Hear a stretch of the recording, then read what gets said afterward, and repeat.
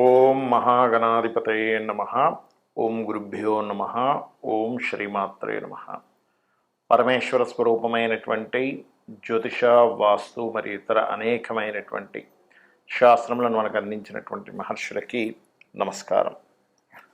హయగ్రీవ హయగ్రీవ హయగ్రీవేతియో వదేత్ తస్స నిస్సరతే వాణి జన్మకన్యా ప్రవాహవత్. అరుణాం కరుణాతరంగితాక్షీం ధృతపాశాంకుశపుష్పబాణచాపాం అనిమాదిభిరావృతాం మయూకైః అహమిత్యేవ విభావయే భవానీం. శ్రీమాత్రే నమః. ప్రేక్షకులకి ఆ లలితాంబిక అమ్మవారి యొక్క అనుగ్రహం పరిపూర్ణంగా కలగాలని మనస్ఫూర్తిగా కోరుకుంటూ మనం ఈరోజు చెప్పుకోబోయే టాపిక్ ఏమిటంటే, ప్రతి సంవత్సరము మారుతున్నప్పుడల్లా ప్రతి ఒక్కరికి కూడా ఒక ఆశ. ఈ కొత్త సంవత్సరం వస్తుంది, 2025 వస్తుంది, లేదా 2026 వస్తుంది, ఇప్పుడైనా నా జీవితం ఏమైనా మారుతుందా? ఆంగ్ల సంవత్సరం వదిలిపెట్టిన తర్వాత ఉగాది నుంచి నా జీవితం ఏమైనా మారుతుందా అని ఎదురు చూస్తూ ఉంటారు. ఇక్కడ రెండు విషయాలు గుర్తుపెట్టుకోండి. మనము ఎక్కడికైనా వెళ్ళాలంటే మనం ప్రయాణం చేయాలి. మనం ప్రయాణం చేస్తే వచ్చేవి కొన్ని ఉంటాయి, మనం ఒక దగ్గర ఉన్నా కూడా కాలం కొద్దీ మారేవి కొన్ని ఉంటాయి. కాలంలో మరి జరిగేటువంటి మార్పుల ద్వారా మన జీవితాలు కొంత మారుతూ ఉంటే, మనం చేసే ప్రయాణం ద్వారా, మనం తీసుకునే నిర్ణయాల ద్వారా, మనం ఉపాసించేటువంటి దేవతా స్వరూపాల ద్వారా, మన ఆలోచన విధానం ద్వారా కొంత మారుతూ ఉంటుంది. ఆ రకంగా ప్రతి ఒక్కరికి కూడా పలానా నక్షత్రం నాదండి, పలానా రాశి నాది, పలానా లగ్నం నాది అని చెప్తూ ఉంటారు. అందులో పర్టికులర్గా నక్షత్రము, రాశి అనేటువంటి నక్షత్రం 24 గంటలు ఉంటే, రాశి 2.5 రోజులు ఉంటుంది. ఒక 2.5 రోజులకి ఒక రాశి మారుతూ ఉంటాడు చంద్రుడు. కానీ లగ్నం 2 గంటల అటు ఇటుగా, 2 గంటలకి ఒక 5-10 నిమిషాలు అటు ఇటుగా ఉంటుంది ప్రతి లగ్నం కూడా. మరి మీరు జన్మించిన లగ్నం బట్టి మీరు ఎటువంటి ఆలోచన విధానం కానివ్వండి, ఎటువంటి నిర్ణయాలు కానివ్వండి, ఎటువంటి దేవతా ఆరాధన కానివ్వండి, ఎటువంటి విషయాలను పట్టించుకోవాలి, వేటిని వదిలేయాలనేటువంటి విషయాలు మీరు స్పష్టంగా తెలుసుకోగలిగితే మీకు ఏ సంవత్సరం మారుతున్నా ఆనందదాయకంగానే ఉంటుంది. ఆ రకంగా మనం ప్రతి ఒక్క లగ్నానికి ఎటువంటివి పాటించాలి మీరు ఆనందంగా ఉండడానికి అనే విషయాలు మనం చెప్పుకుందాం. అయితే ఈ విషయాలు చెప్తుంది నేనైనప్పటికీ, బయటికి కనబడుతుంది నేనేదో చెప్తున్నట్టుగా ఉన్నప్పటికీ, చెప్పిస్తుంది పలికిస్తుంది అంత లలిత అమ్మవారిగా భావిస్తూ ఒక్కొక్క లగ్నం ఇచ్చా మనం తెలుసుకుందాం. సింహలగ్నము, సింహరాశి. సింహం వారికి కనుక చూసుకున్నట్లయితే, ఇక్కడ సింహానికి ఉన్న గొప్ప లక్షణం ఏమిటంటే యునిక్నెస్. నేను ఏదైనా డిఫరెంట్గా చేయాలి. అందరిలో కూడా వీళ్ళు వెళ్ళేసరికి అందరికీ ఉండేటువంటి ఆకర్షణకి వీళ్ళకు ఉండే సంథింగ్ స్పెషల్ ఇది ఉంటుంది. ఇది కేవలం సింహం వారికి అనే కాదు, ఎవరికైతే రవి బాగుంటాడో వాళ్ళు అందరిలో కొంత హైలైట్ అవుతూ ఉంటారు.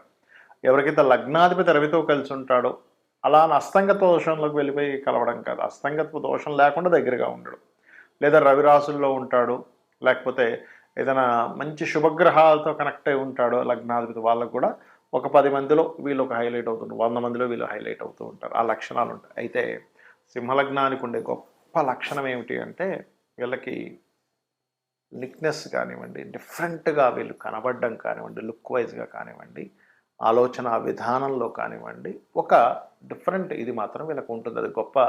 అంటే ఇందులో ఎందుకు పుడతాడు వ్యక్తి, లేదా ఇందాక నేను చెప్పిన కాంబినేషన్లో ఎందుకు పుడతాడు అంటే, పూర్వజన్మల్లో ఒక వ్యక్తికి నువ్వు ఇచ్చే మర్యాద ఇస్తున్నప్పుడు నిన్ను మర్యాదించే వాళ్ళ సంఖ్య పెరిగేలాగా, అంటే అలాంటి దీంట్లో నువ్వు పుడతావు అన్నమాట, దాని అర్థం జ్యోతిష్శాస్త్రం. అయితే ఇక్కడ మీకు పూర్వజన్మ కర్మ, ముఖ్యంగా మకర రాశిలో ఉండే గ్రహాలు, అదేవిధంగా 2 రాశులు తీసుకోవాలి ఇక్కడ, మిథునంలో ఉండేటువంటి గ్రహాలు. అంటే మకర కుంభాల్లో ఏ గ్రహాలు ఉన్నాయి, మిథున కన్యల్లో ఏ గ్రహాలు ఉన్నాయి చూసుకొని, గ్రహాలు ఉంటే గ్రహం లేదు అంటే నువ్వులు ఒకటి, పెసలు ఒకటి ఎక్కువగా దానంగా ఇస్తూ ఉండాలి. ఎంత మీరు దానంగా ఇస్తూ ఉంటే నువ్వులు పెసలు, అంత చక్కగా మీకు దోషం తగ్గుతుంది. దీంతోపాటు శని రాశులైనటువంటి మకర కుంభాల్లోని, బుధరాశులైనటువంటి మిథున కన్యా రాశుల్లో మీరు ఎప్పుడైతే దానం అక్కడ ఏ గ్రహాలు ఉన్నాయో చూసుకుని వాటికి ఇస్తూ ఉంటే, పూర్వజన్మ కర్మ అనేటువంటిది ఎప్పుడైతే మీకు తగ్గుతుందో మీరు అన్ని విధాలా మీరు గ్రో అవుతారంటే, ఫైనాన్షియల్గా కానివ్వండి, అప్పులు తీరడం వల్ల రోగం రాకపోవడం కానివ్వండి, రుణం ఎప్పుడైతే తీరిపోతుందో రుణరోగ శత్రుస్థానం తగ్గిపోయింది కాదు, కానీ రుణాలు, రోగాలు, శత్రుత్వాలు తగ్గుతాయి. మరి దీంతో పాటు మంత్రం ఏమి చేసుకోవాలి, గురు మంత్రాన్ని ఏదైనా గురువు గారి దగ్గర గురుమంత్రం తీసుకోవడం, లేదా జయ గురుదత్త, శ్రీ గురుదత్త అనే నామస్మరణ చేయండి. అదేవిధంగా దక్షిణామూర్తి స్తోత్ర పఠనం చేయండి, సరిపోతుంది. ఇవి కనుక చేసినట్లయితే అన్ని విధాలా మీకు బాగుంటుంది. ఇక్కడ ఏ గ్రహం అంటే ఏ దానము, ఇక్కడ దానాలు 2 రకాలుగా ఉంటాయి. చాలామంది అడుగుతుంటారు, ఏమండి మేము ఆలయంలో పురోహితుడికే ఇవ్వాలా, పేదవాళ్ళకి కూడా ఇవ్వచ్చా? ఖచ్చితంగా ఇవ్వచ్చు. కాకపోతే దాని ఫలితంలో మార్పు ఉంటుంది. అంటే ఎలా అంటే, చిన్న ఎగ్జాంపుల్ చెప్తాను చూడండి. మీరు మీ దగ్గర కొంత ధనం ఉంది ఉదాహరణకి, ఆ ధనాన్ని తీసుకెళ్ళి మీ అకౌంట్లో వేయడం ఒక ఎత్తు, అది మీ అకౌంట్లో జమ అవుతుంది. ఆ ధనాన్ని తీసుకెళ్ళి మీ యొక్క అప్పు తీర్చడం మీ ధనమే, కానీ ఇక్కడ ఎవరికి ఇస్తున్నారు? మీ యొక్క క్రెడిట్ కార్డు వాడికి ఇస్తున్నాడు, క్రెడిట్ లైన్ తగ్గుతుంది. ఇక్కడేమో మీరు జమ చేసుకుంటున్నారు బ్యాంకులో. ఇదే ధనం మీరు ఇద్దరికి ఇచ్చినప్పుడు ఎలా అయితే తేడా ఉంటుందో, పేదవాళ్ళకి ఇచ్చినప్పుడు ఇచ్చేటువంటి ఫలితం పరమేశ్వరుడు ఒక రకంగా ఇస్తాడు. ఈ పురోహితులకి ఇచ్చినటువంటిది ఏదైతే ఉంటుందో గ్రహరూపేణ దోషం పోవాలని, అప్పుడు మరొక ఫలితం వస్తుంది మనకి. ఇప్పుడు గ్రహదోషం పోవాలి, 6వ స్థానంలో పలానా గ్రహం ఉంది, రవి ఉన్నాడు ఉదాహరణకి, అప్పుడు గోధుమలు దానం. పురోహితుడికి ఇస్తున్నారు అనుకోండి, దేనికి ఇస్తున్నాము అంటే మీరు పూర్వజన్మల్లో తెలుసో తెలియకో చేసినటువంటి ఒక కర్మ చేశారు, అది మీకు తెలియదు, అది బ్యాడ్ కర్మ అని కూడా మీకు తెలియదు, ఏదో చేసేసారు. ఆ బ్యాడ్ కర్మ సంబంధించినటువంటిది ఏదైతే ఉందో దాని దోషం ఒక గ్రహ రూపంలో, ఒక సాఫ్ట్వేర్ రూపంలో మనకు వచ్చింది. అప్పుడు ఆ గోధుమలు తీసుకెళ్ళి పురోహితుడికి, అది కూడా నిత్య సంధ్యావందనం చేసేవారికే ఇవ్వాలి. ఎందుకంటే వాళ్ళకి మాత్రమే మీరు ఇచ్చినటువంటి దానాన్ని స్వీకరించి మరలా సంధ్యావందనం చేయడం ద్వారా అది అక్కడికి పోతుంది.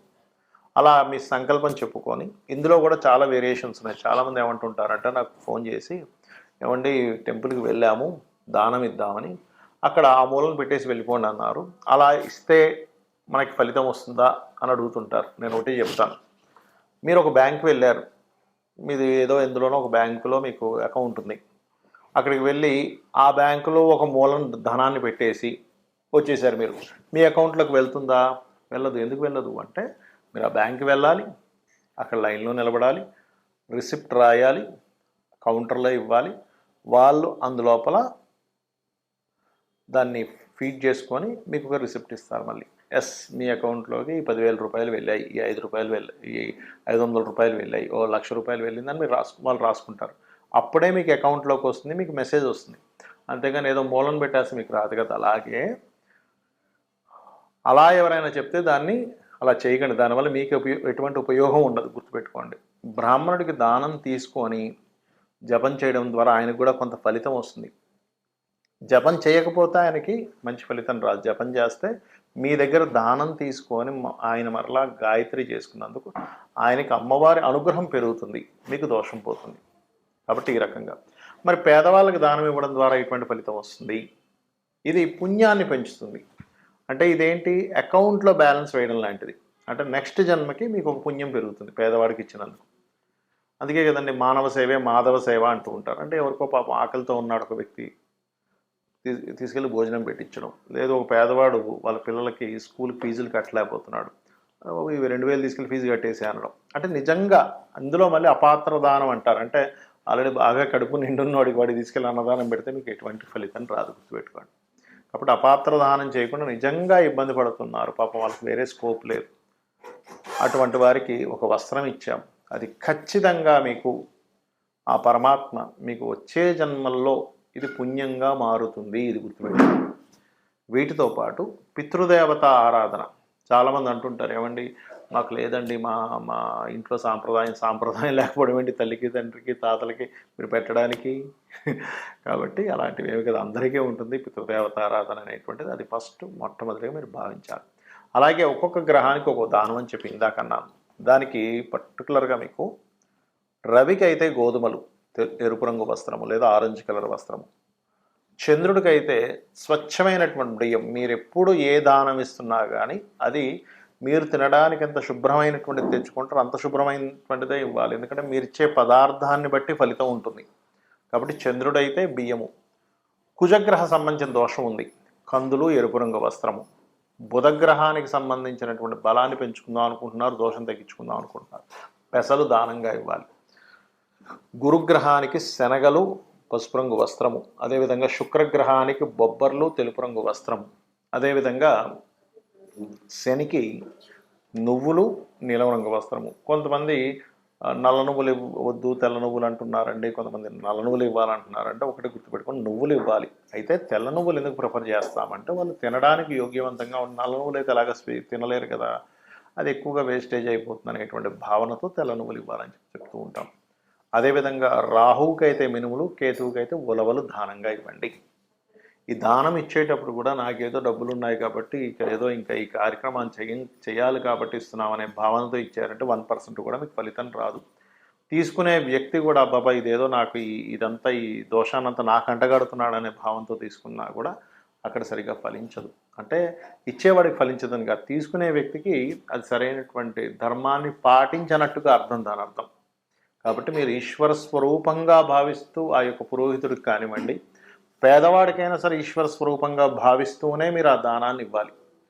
రెండవది చక్కగా మంత్రం చదివి మీరు ఇస్తున్నప్పుడు తీసుకునే వ్యక్తి కూడా నాకు చాలా గొప్ప పనిని ఆ ఈశ్వరుడు నాకు చూపించాడు, ఆ ఈశ్వరుడు నాకు ఈ పని చేయమని చెప్పాడు అనే భావంతో తీసుకొని చక్కగా గాయత్రి చేసుకోవాలి.